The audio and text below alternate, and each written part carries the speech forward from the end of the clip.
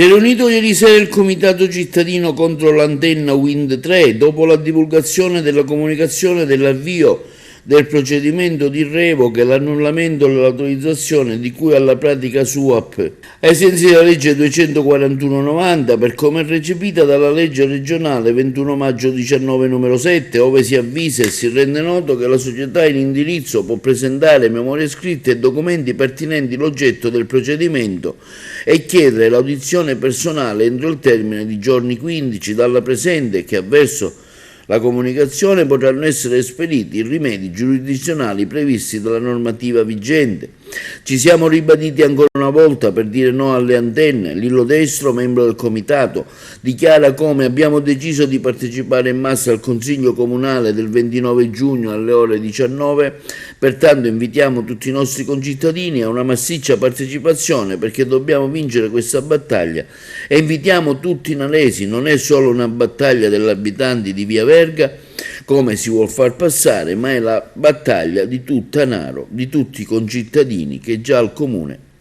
sono state protocollate altre 2 richieste di installazione di altre 2 compagnie telefoniche che vogliono installare l'antenna perché Naro è un punto strategico e si presta a questo tipo di installazioni. Quindi, continua Lillo Destro, diciamo con forza e partecipiamo tutti insieme per dare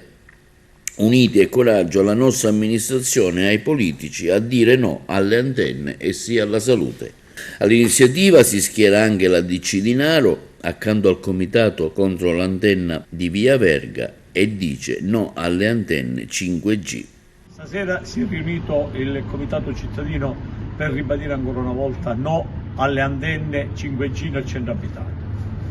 Abbiamo deciso di partecipare in massa al Consiglio Comunale che c'è giovedì 29 giugno alle ore 19. Pertanto invitiamo tutti i nostri concittadini a partecipare perché dobbiamo vincerla questa battaglia per salvaguardare la salute sia nostra che dei nostri figli. Siamo più convinti che queste